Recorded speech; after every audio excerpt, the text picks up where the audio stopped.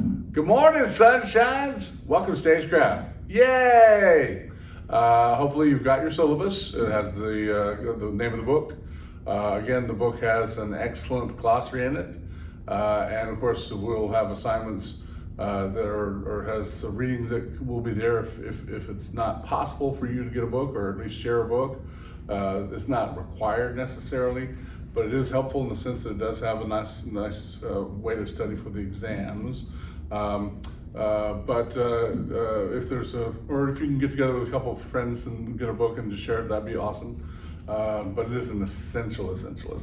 So it depends on how much you're willing to spend. A used copy would be excellent. For instance, we use it in all my classes. And of course, if you're going to take several sections of design and that sort of thing, I use it in all my classes.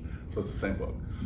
So I would encourage you to go ahead and get it, just hang on to it at least among your group. Again, the daily assignments are there as given. Notice the days we have off for the plays and that sort of thing, so that you don't come to class on those days. But if you have any questions about that, just give me an email or contact me and we'll talk further about the individual dates, that sort of thing. Cool. So the first thing we're going to do today, though, I'm going to teach you how to tie 4 separate kind of knots. One of the first things that you need to do is in Stagecraft is sort of know how to tie things together, because we use ropes a lot to carry things and transport things and deliver things and that sort of thing. So the first knot we're going to learn to tie is what's called a square knot. So before I show you how I tie it, let's watch a little video about how someone else ties a square knot. Hey everybody, I'm here today to show you how to tie a square knot. The process is really simple and I will be walking you through it in a step-by-step manner. So as you can see right here, I have 2 rope ends. Now I'm going to start by taking the left rope end and putting it over the right and then wrapping it around just like that. Then I'm going to take the right rope end and put it over the left and wrap it around just like that. And then I'm simply going to pull on all 4 of the pieces of rope. 1, 2, 3, 4. Just pull on all of them. And that's basically it. As you can see, it is a knot that is really easy to tie, and the square knot is very useful. It has many uses. So it's a fairly simple process, and I labeled both of the ropes with different colored pieces of tape so that it's sort of easy to follow along. So if you want to tie a square knot, just follow the instructions in this video and you'll be good to go. And that's all I have for you today. Thanks for watching. Okay, so the square knot is the basic knot. Again, it's just a way to tie 2 ropes together. I put a little red on that one, a little green on that one to help. This is my right hand, this is my left hand, if that helps. But the way you tie the knot is you take the one end of the rope, the right end of the rope, and put it over the left end and do the twist, yes? And then the one that is now in your left hand, the red that's in your left hand, goes over the one that's in your right hand, and you do a little twist, and it comes out looking like that. And if you have tied a square knot, if you push like this, it does nice little fun things like that, yes? Now, the nice thing about a square knot is no matter how hard you pull on this, to untie it, if you break what's called the neck of the knot, these little 2 turns right here, if you just pull apart like that, it comes apart very easily. Now, let me show you the wrong way to tie it.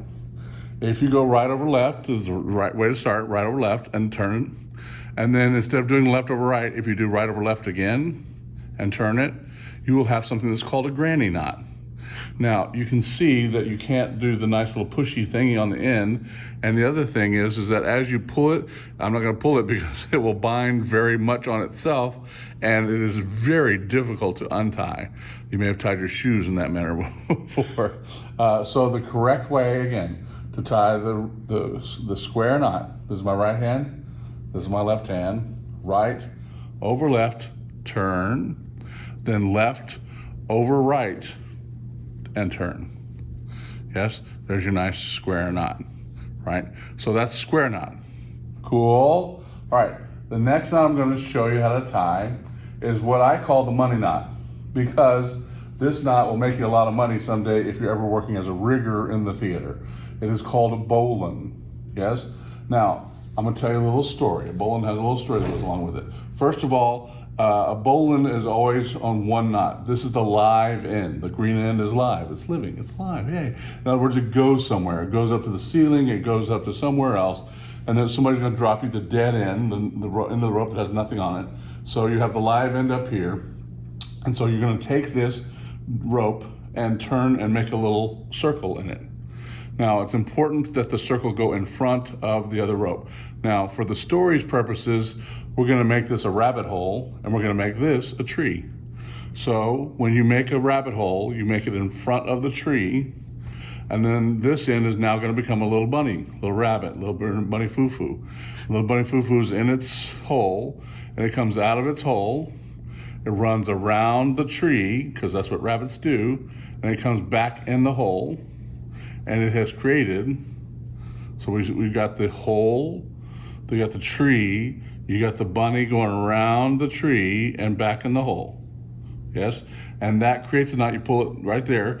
And the nice thing about this, the reason it's a money knot is because this is a non-cinching knot. If you're climbing a mountain, this is the kind of knot you want to tie in yourself, because here's your body, here's the rope hanging from your mountain, and it's not gonna cinch down on you. If you have a cinching knot, this will slip, or a slip knot, I guess you could call that, and it'll bind you. But this way, it doesn't bind you. It just holds whatever's in the basket here, yes, and you can pull it up to the ceiling or whatever you're going to do. And again, as with the square knot, no matter how hard you tie this or pull on this, you break the neck right there. It unties very simply, just like that. So good knots tie easily and untie easily. So one more time, and then we'll watch a video with a man showing you a different way of doing it, or maybe a woman, I'm not real sure, I don't remember. Anyway, you have the live end, the green end, coming from somewhere. They throw you the dead end, you make a bunny hole in front of the tree. You take the little rabbit, you run the rabbit around the tree and back into the hole. I'm trying to get my hands out of your way so you can see what's going on here while doing it. So there's the bunny, there's the tree, there's the hole. It runs around, out of the hole, around the tree and back in the hole. You pull on the bunny and his tail, and it creates the bowline, called a bowline knot. Cool? So let's watch a little video on the bowline knot, and hopefully between my explanation and their explanation, you'll be able to figure out the bowline. In this video, I'll be showing how to tie a bowline knot. What I'm first going to do is put a loop into this side of the line.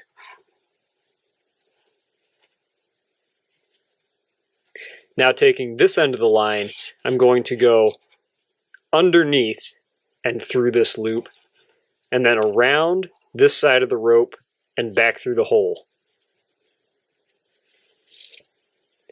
That is our bowline knot. The easiest way to remember which direction to twist the loop into this line, and the fastest way to make this knot, is to take the end of the rope in 2 fingers, go over this line, and spin your fingers around. Now you'll have this line coming through the hole already, and this loop will be in the proper direction. You now just come around there and back through the hole.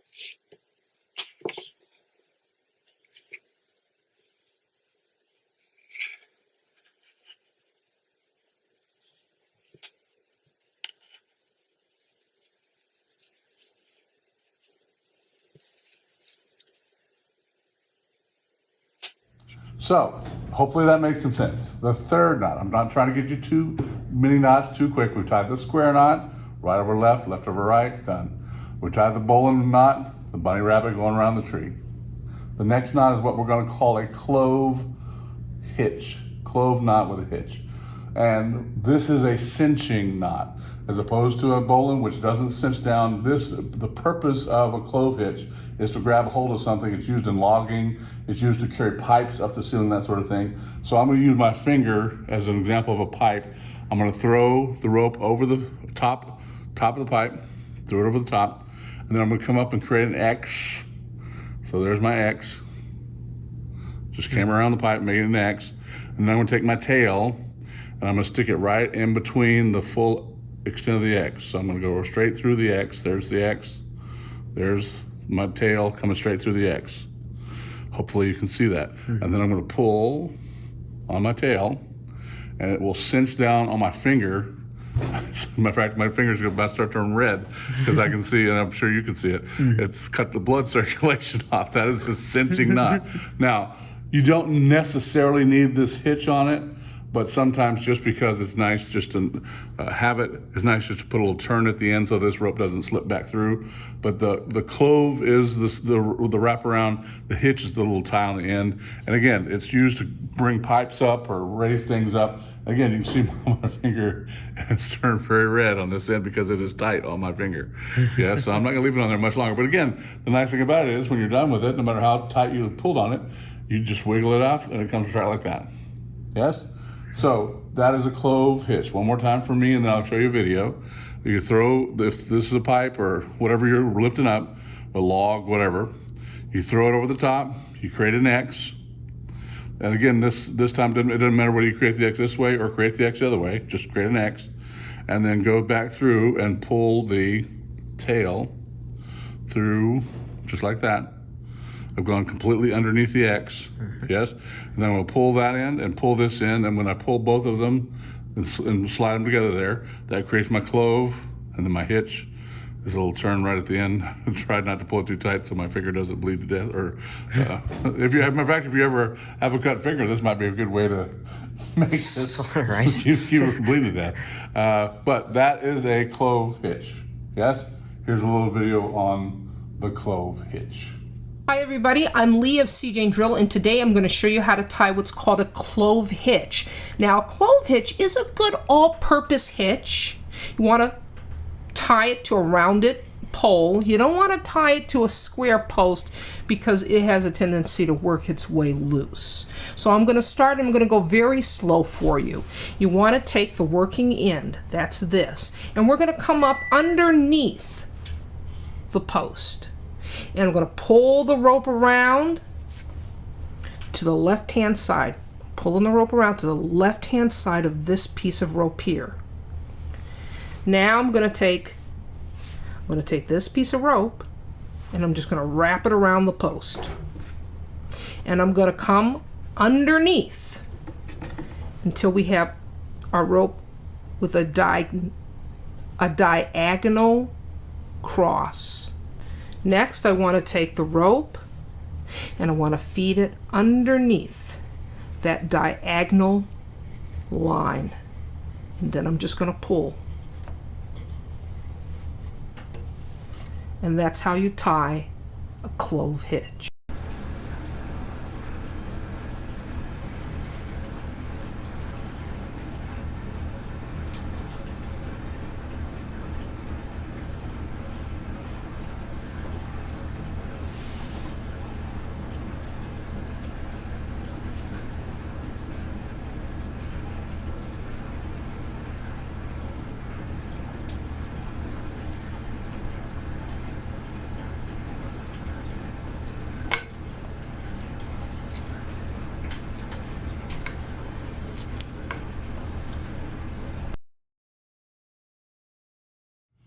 The last knot I'm going to show you is actually my favorite knot. It has a variety of names. I was taught it as the fisherman's knot, so that's what I'm going to call it. It is when a rope is broken, which is why it's called a fisherman's knot, because you go fishing and you break your fishing line and you don't want to waste all the fishing line that's on the reel, so you just want to add some extension to it. So you have to have, usually it works best with 2 ropes. Again, I'm going to use my little red rope and my little green rope, just so you can see. Now, the thing about it is, you're just extending the line. So all I'm going to do is take my red line and put a little turn in it. So all I did is I just took it, put it over the top and drag it, put it right under there, put a little turn in it. Yes? Now, I'm going to take my green rope, and I'm going to push it through the circle that I created, and then I'm just going to happen to do the exact same thing with the turn that I just did. And this rope just happens to go through it, but I'm not actually tying to that rope, if you can see this. So I just put a turn in the green knot, and this rope just happened to go through it. and I put that green rope through the red rope where I had just put the turn through it.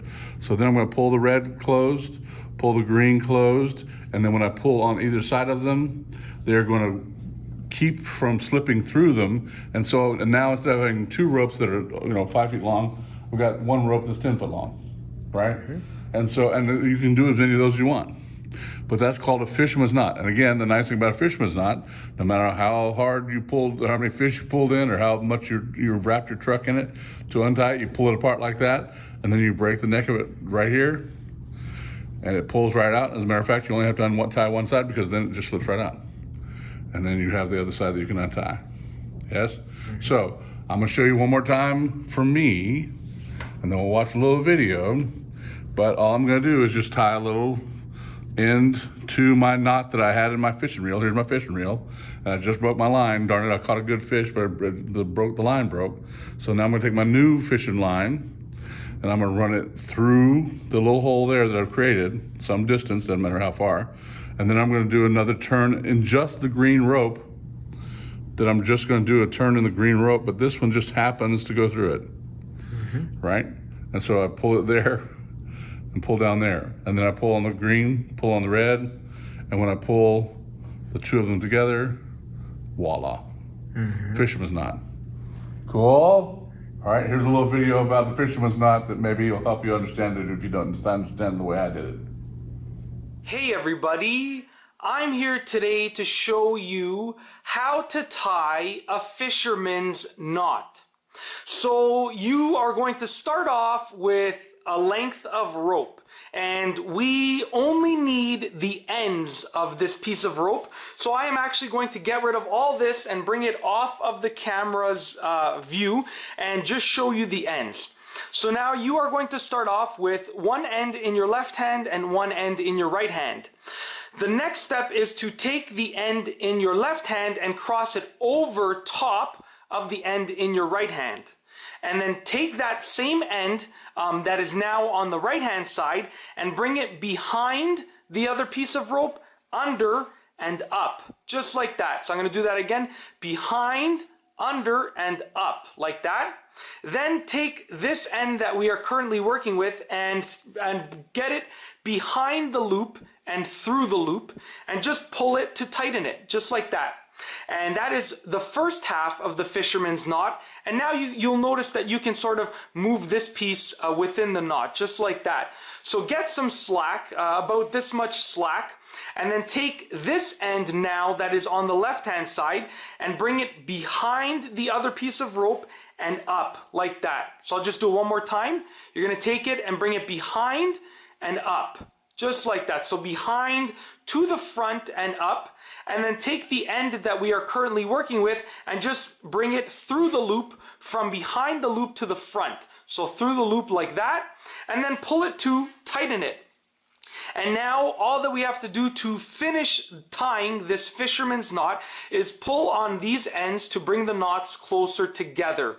And that's basically it. The process is really simple, and in this video I have shown you how to tie a fisherman's knot, and I have outlined the process in a step-by-step manner.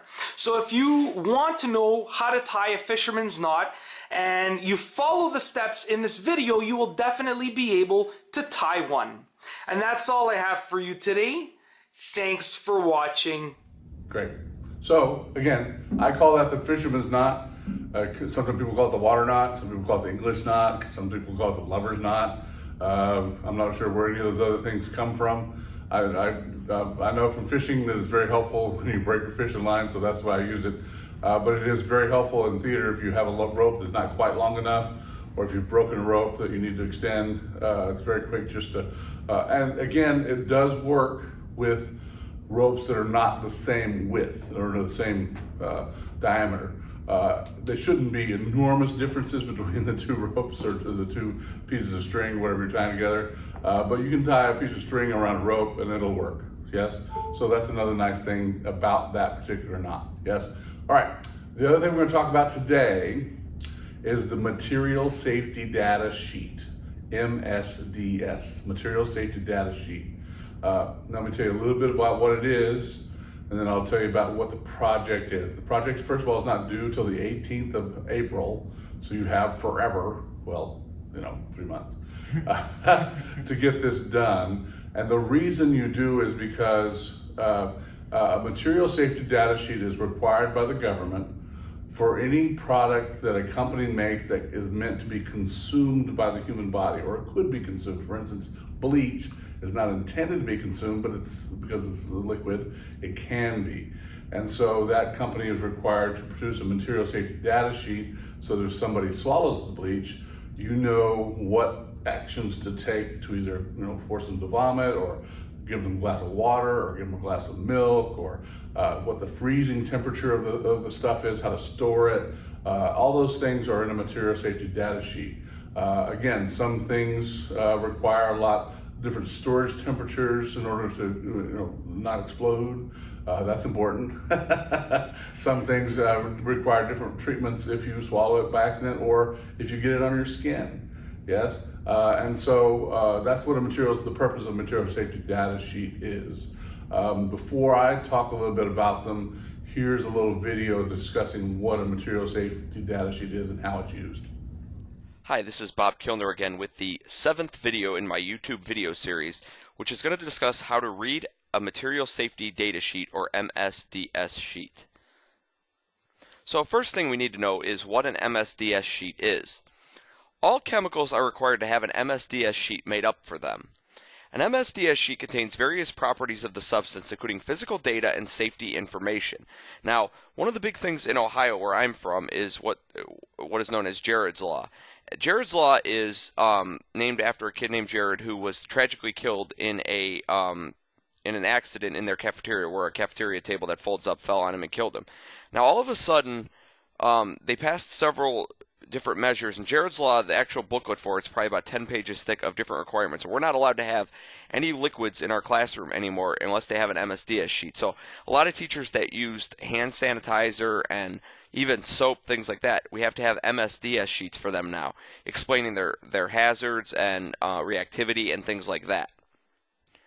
So why are the MSDS sheets useful? They're mainly used in the occupational settings only. They're not really used in personal settings, but MSDS sheets provide valuable data for safe use and potential hazards that could come about from using the given chemical. But because different companies provide different chemicals, different MSDS sheets can be made up for different variations of the same substance. So two soaps that are almost identical, one being the name brand product, one being a generic product, could have completely different MSDS sheets based on how they were produced, and just one little difference in them could change the reactivity of the entire chemical. So, what data do MSDS sheets contain? All countries and suppliers have different forms of MSDS sheet, so we'll concentrate on the US version in this PowerPoint. The form itself contains data on boiling point, melting point, specific gravity, solubility, appearance, odor, reactivity, flammability, and how to handle these, among others. So this is an example of the physical and chemical characteristics section 3 of an MSDS sheet, and section 4, which is fire exposure hazard data. Now if you look, you can see they talk about boiling point, vapor pressure, vapor density, solubility, appearance and odor, specific gravity, melting point, evaporation rate, ignition temperature, which is flammability temperature, and auto ignition temperature. The fire and explosion hazard data tell us the flash point, the flammability limits, how to extinguish it, which is very important if it catches on fire, because different things are going to obviously have to be put out differently, special firefighting procedures, and unusual fire and explosion hazards. Now these are all extremely important because obviously different chemicals react different ways. If we're using phosphorus in the lab, phosphorus itself has an ability to explode in air, so different chemicals are going to react obviously different ways, and with the different variations of mixtures that we can have out there, there's just multiple MSDS sheets out there for whatever we want to use. So, additionally, chemicals also have an MSDS label on which 4 important factors are shown: flammability, health, reactivity, and protective equipment needed. Now, on the first 3, the numbers used range from 0 to 4, with a 0 being a minimal hazard and 4 being a severe hazard. So here's an example of one type of label. As you can see, this chemical has a minimal hazard risk in all 4 categories to us. Now, the 0 on the protective equipment means that no protective equipment is required. There's also letters used, and on the next example I'm going to show you, I'll explain what that means. But in this case, the health, flammability, and reactivity ratings are all 0, meaning no potential hazard or limited potential hazard. Now here's another one, and as you can see, we have the original one represented on the right. Now on the left, this is just a straight up and down vertically written one that shows us the health, flammability, reactivity, and protective equipment ratings. Now, health, flammability, and reactivity here are given ratings of 1, which means they pose a slight risk, but nothing overly dangerous. Protective equipment is given a G rating. G means gloves, okay? Gloves and goggles, both, okay? Now, that being said, you should always wear goggles anyway, but wearing gloves can hurt you, even on chemicals that pose no risk. So again, that's a little background into a material safety data sheet. And you can pick any product that you want for the project. I would suggest it be a product that you've always wondered if this is doing, that you use, whatever, you know, your shampoo, your, what is something that you use a lot? Scotch. I'm just teasing. Anyway, something you use in your daily life, you say, I wonder if this is doing any harm to me. Again, I'm going to use as an example, when I first started teaching this class, before any of you were born, somebody did an antiperspirant. I forget what the name of it was. It was a roll-on antiperspirant, and one of the things that was in it was a mercury-based antiperspirant, and it wound up being that within the 5 years after this person did this research, they were having a very difficult time from this company getting the material safety data sheet for underarm deodorant, and it turns out that mercury was undergoing tests and had been discovered to be a carcinogen.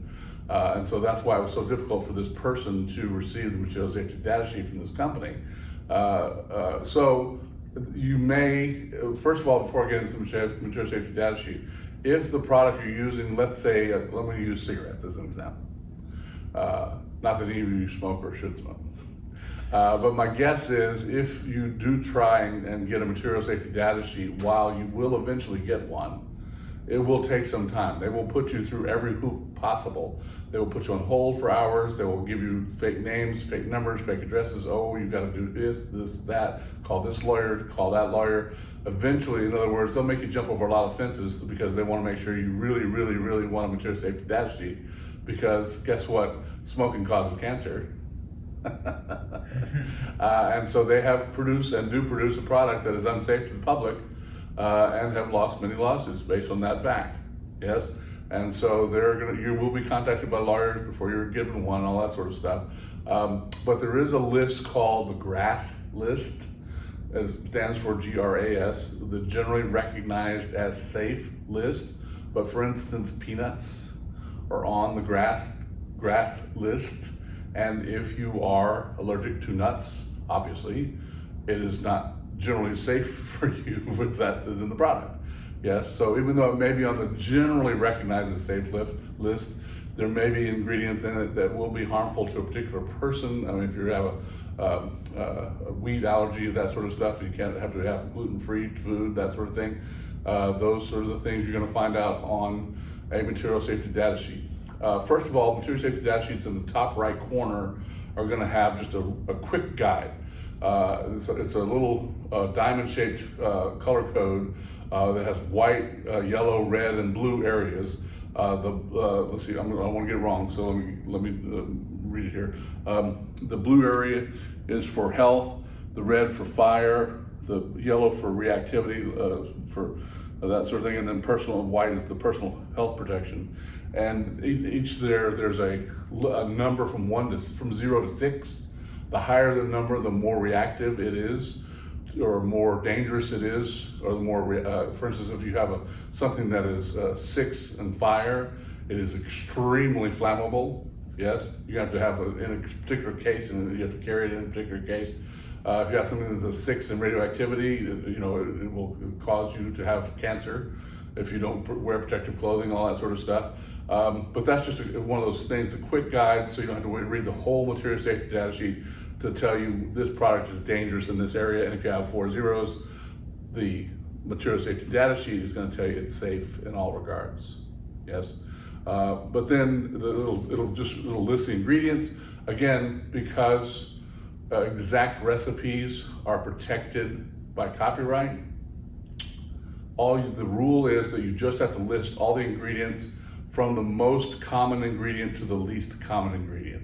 And you'll be amazed how many things, the most common ingredient is water. Cleaning detergents, you name it. Coca-Cola, the first thing listed is water, beer, water. It's what they start with water and they add some stuff to it.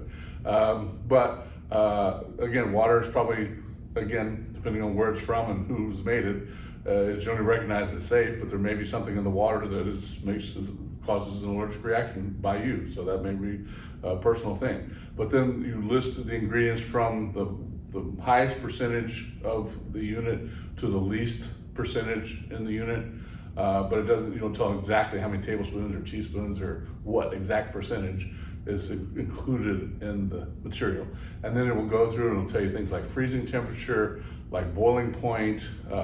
It'll tell you how to store it safely, what happens if you drink it, if you get it in your eye, if you get it on your skin. I mean, if it's not, again, if it's under health, it's 0, probably nothing. If you've got a 5 under health, probably all those things, you're gonna have to cause vomiting, or some cases you don't cause vomiting. Some cases you drink milk, in some cases you drink water, in some cases you, if you get it on your skin, sometimes you wash it off with water, sometimes you wash it off with alcohol.